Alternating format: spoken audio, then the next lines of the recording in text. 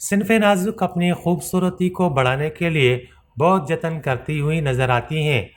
ان کا بناؤ سنگار صرف چہرے تک ہی محدود نہیں، بلکہ ہاتھ پاؤں، کپڑوں، جوتے، جیولری اور ہینڈ بیگز کی لمبی فہرست بھی شامل ہوتی دکھائی دے رہی ہے۔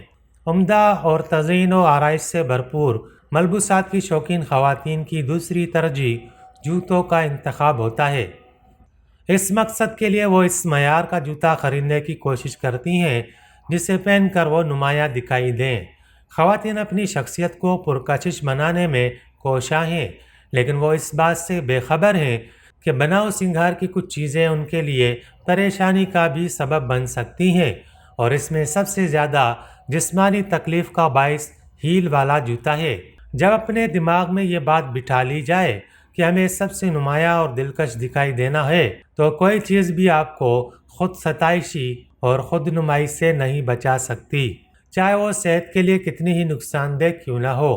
یہ بات درست ہے کہ آپ اونچی ہیل والے جوتے پہن کر منفرد اور سمارٹ دکھائی دیتی ہیں، مگر یہ بات نہیں جانتی کہ مسلسل اونچی ایڑی والے جوتے پہننے سے جسم کی اندرونی ساخت متاثر ہوتی ہے۔ اونچی ایڑی والے جوتے جسم کے مختلف حصوں پر اثر انداز ہوتے ہیں۔ ایسی خواتین جو اونچی ہیل کا بکثرت استعمال کرتی ہیں، ان کی گردن میں اکثر درد رہتا ہے، کیونکہ یہ جوتے کمرے کے قدرتی توازن کو برقرار نہیں رکھتے اور سارا بوجھ کندھوں اور گردن پر آ جاتا ہے، جس کی وجہ سے نہ صرف پٹھے متاثر ہوتے ہیں بلکہ گردن میں بھی درد محسوس ہوتا ہے۔ جب آپ اونچی ہیل پہن کر چلتی ہیں تو آپ کو اپنی کمر کے نچلے حصے میں کھچاؤ واضح محسوس ہوتا ہوگا۔ یہ اسی غیر متوازن کیفیت کی وجہ سے ہوتا ہے۔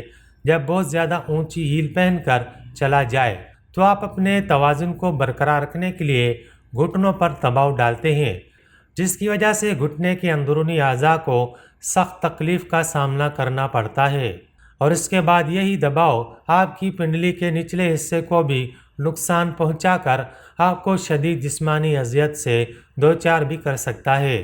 ماہرین کا کہنا ہے کہ اونچی ایڑی والے جوتے سے جسم کے پٹھے سکڑ کر چھوٹے ہونے لگتے ہیں، جس کی وجہ سے چلنے پھرنے میں دقت محسوس ہوتی ہے۔